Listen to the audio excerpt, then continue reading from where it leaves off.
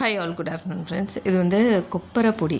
தேங்காய் வந்து ட்ரை ஆகிட்ட பிறகு ஒரு மாதிரி கொப்பரையாக வரும்ல, அது வச்சு பொடி. உளுத்தம்பருப்பு, துவரம்பருப்பு, கடலைப்பருப்பு.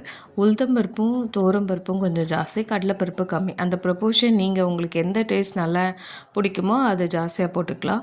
இதுதான் கொப்பரை, அந்த ட்ரை கோக்னட். அது வந்து நல்லா வந்து கட் பண்ணி வச்சுட்டு நல்லா இதையுமே வந்து ரோஸ்ட் பண்ணணும், நல்லா ஃப்ரை பண்ணணும். பண்ணிட்டோடனே அது வந்து விப்பில் போட்டு அடித்து எடுத்து வச்சுக்கலாம் ஃப்ரெண்ட்ஸ். அப்புறம் இது வந்து கொண்டக்கடலை, பட்டாணி, உருளைக்கிழங்குலாம் போட்ட குருமா. என் பொண்ணு ரைஸ்க்காக இது வந்து புதினா சாதம்காக அது பண்ணியிருந்தேன். கருணக்கிழங்கு ஃப்ரை பண்ணியிருந்தேன். அப்புறம் இதுதான் அந்த கொப்பரை பொடி. இதில் எண்ணெயே ஊற்ற வேணாம், அதிலே வந்து ஆயில் ஊஸ் அவுட் ஆகி இந்த மாதிரி நல்லா வந்துருந்தது. சூப்பராக இருந்துச்சு ஃப்ரெண்ட்ஸ். அப்புறம் சப்பாத்தியும் குருமாவும் டிஃபனுக்கு. அவளுக்கு வந்து ஆப்பமும் பாலும் கொடுத்தேன். அப்புறம் கோவக்காய் ஃப்ரை. இன்னும் நிறைய வேலை பண்ணின மாதிரி இருந்தது காலையிலேருந்து.